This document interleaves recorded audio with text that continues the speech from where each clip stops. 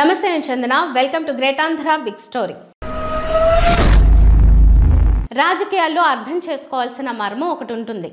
ప్రజలు ప్రభుత్వంపై వ్యతిరేకత వల్ల ప్రతిపక్షాన్ని గెలిపిస్తారు తప్ప ప్రతిపక్షంపై ప్రేమతోనూ ప్రతిభ చూసో కాదు. ఎదుటివాడి వీక్నెస్ వల్ల వచ్చే అధికారం తప్ప తమ సొంత ప్రతిభ ఏమీ కాదని గుర్తించాలి.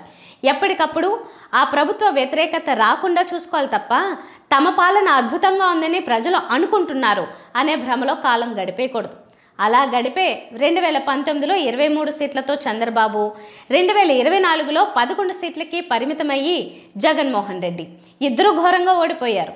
అయితే జగన్ది మరింత ఘోరం. 11 సీట్లతో ప్రతిపక్ష హోదా కూడా లేకుండా అయింది. ఇప్పుడు ఆ ప్రతిపక్ష హోదా కోసం వెంపర్లాడుతున్నారు జగన్. లేకపోతే లేకపోయిందిలే అని హుందాగా ఉండొచ్చుగా. హుందాతనం ఎందుకంటే ఆయన్ని సింహం అంటూ తోటి వాళ్ళు అంటుంటారు. కానీ జగన్ తెలుసుకోవాల్సింది తనను తాను సింహమే అనుకున్న అడవిలో సింహం కాదు, జూలో సింహం మాత్రమే. ఆయన్ను జూలో పెట్టి ప్రపంచం తెలియకుండా చేసింది మాత్రం జగద్విత్తమైన కోటరీ సభ్యులు. ఇక ఆయనకు స్క్రిప్ట్ రాసిచ్చే మహానుభావులెవరో తెలీదు. నిజంగా ఉన్నారా, లేకపోతే ఎప్పుడూ వాడగా నచ్చి మళ్లీ మళ్లీ అదే స్క్రిప్ట్ వాడుతుంటారా జగన్మోహన్ రెడ్డి? 9 నెలల్లో ఏ ప్రెస్ మీట్ పెట్టినా నేను ప్రజలకు పలావ్ పెట్టా, చంద్రబాబు బిర్యానీ పెడతాడు అనుకున్నారు అంటూ కామెంట్స్. ప్రజలకు తాను పెట్టిన పలావ్ సరిపోలేదనే కారణంగా ఘోరాతి ఘోరంగా ఓడించిన విషయం మాత్రం తెలుసుకోలేకపోతున్నారు జగన్. ఓటమికి కారణం ప్రజలు చంద్రబాబు చెప్పిన అబద్ధపు వాగ్దానాలను నమ్మటమే అనుకుంటున్నారు జగన్. ఆయనని అలా నమ్మిస్తున్న కోటరీ జనం ఉన్నారు. చర్చ ఏమిటి అని అంటే, జగన్ ఉన్నప్పుడు బాగా చూసుకున్నాడు, కనీసం పలావ్ అన్న పెట్టాడు. ఈరోజు పలావు పోయింది, చంద్రబాబు నాయుడు పెడతానన్న బిర్యానీ కూడా మోసంగా మారింది అని చెప్పి ఈరోజు ప్రతి ఇంట్లోనూ చర్చనీయాంశమే. ఓటర్లు అంటే స్కీములు తీసుకునే వాళ్ళు మాత్రమే కాదు, అన్ని వర్గాల వాళ్ళు ఉంటారు.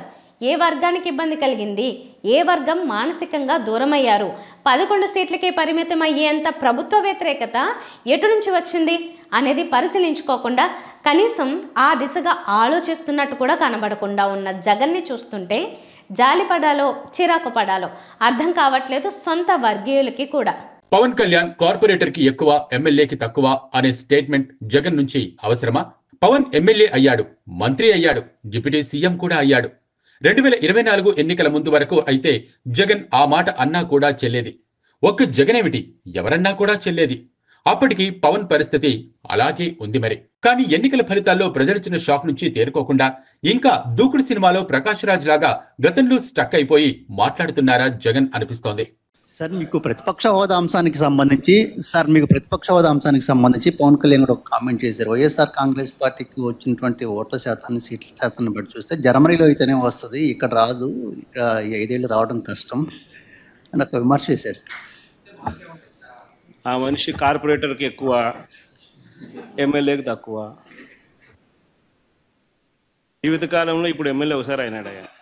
దీనికి కౌంటర్గా పవన్, ప్రజలు మీకు ఇచ్చిన 11 సీట్లకు గౌరవం ఇచ్చి అసెంబ్లీకి వచ్చి సమస్యల గురించి మాట్లాడండి. ఈ 5 సంవత్సరాలు మీకు ప్రతిపక్ష హోదా రాదు, దానికి మీరు ప్రిపేర్ అవ్వాలి, ఎందుకంటే దానికి రూల్స్ అండ్ రెగ్యులేషన్స్ ఉన్నాయి అన్నారు. నాదెండ్ల మనోహర్ అయితే తమరు కోడికత్తికి ఎక్కువ, గొడ్డలికి తక్కువ అన్నారు. ఇలా అనిపించుకోవడానికి తప్ప దేనికి పనికిరాని స్టేట్మెంట్లు ఇవ్వడం అనవసరం కదా.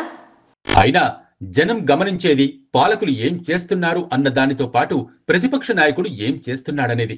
2014-19 మధ్యలో జగన్ నిత్యం జనంలో ఉండటం వల్ల చంద్రబాబు ప్రభుత్వంపై ఉన్న ప్రజా వ్యతిరేకత బాగా పెరిగింది. పదవిలో ఉన్న వాళ్ళు జనం వద్దకు నిత్యం రారు. అలాంటప్పుడు ఆ గ్యాప్ ని ప్రతిపక్ష నాయకుడు ఫిల్ చేసుకోవాలి, ఆ స్పేస్ ని లాక్కోవాలి. ఇది జగన్ కు తెలియంది కాదు, మరిచిపోయారంతే. ఇప్పుడు ఆయన బోనులో సింహం మాదిరిగా కూర్చుని అప్పుడప్పుడు ప్రెస్ మీట్ పెట్టి గర్జిస్తే పాలకపక్షం కూడా వినోదం చూసినట్టు చూస్తోంది. ఆ ప్రెస్ మీట్ లో అన్న మాటలకు కౌంటర్లు కూడా వేస్తోంది. అలా కాకుండా జగన్ జనంలోకి వచ్చి మమేకమవుతుంటే అడవిలో సింహాన్ని చూసినట్టు పాలకపక్షం బెదురుతుంది, అప్రమత్తమవుతుంది. జగన్ చేయాల్సిందది. జనంలోనే ఉంటూ పాలకపక్షాన్ని బెదరగొట్టాలి. అది జరగాలంటే కోటరీయే తన ఉనికికి, రాజకీయ భవిష్యత్తుకి అడ్డుగోడ అని తెలుసుకోవాలి. తెలివి చెప్పేవాళ్ళు లేరా? చెప్పినా వినే స్థాయి దాటిపోయిందా అనేది తెలీదు.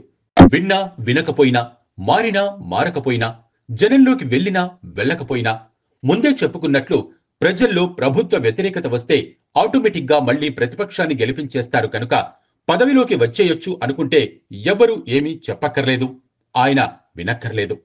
కానీ మానవ ప్రయత్నం లేకుండా ఉంటే ఆ స్థానాన్ని మరో పార్టీకి చెందిన మరొక నాయకుడు ఆక్రమించే అవకాశముంది. ప్రభుత్వ వ్యతిరేక ఓట్లు ఆటోమేటిక్గా పడాలంటే జనం మనసులో ఉండాలి. అలా ఉండాలంటే జనంలో ఉండాలి. అలా లేకపోతే భవిష్యత్తులో తెదేపాకి జనసేనకి చెడి ఇద్దరూ విడిగా పోటీ చేసినప్పుడు జనం జనసేనకి గుద్దేసినా ఆశ్చర్యపోక్కర్లేదు. తదుపరి ఎన్నికల నాటికి ప్రభుత్వ వ్యతిరేకతతో గొంతు కలిపి పవన్ కూటమి నుంచి బయటికి వచ్చేసి సొంత గొంతు వినిపిస్తే జనం అతనికి ఓట్లేసే అవకాశం పుష్కలంగా ఉంటుంది. ఆ పరిస్థితి రాకూడదనుకుంటే రాష్ట్రంలో మూడవ ప్రత్యామ్నాయం రాకుండా చూసుకోవాలి జగన్. దానికి ఒకటే మార్గం, నిత్యం జనంలో ఉండడం, తిరగడం. ఇది వాళ్ళ బిగ్ స్టోరీ. మరిన్ని టాపిక్స్తో కలుద్దాం. నమస్తే.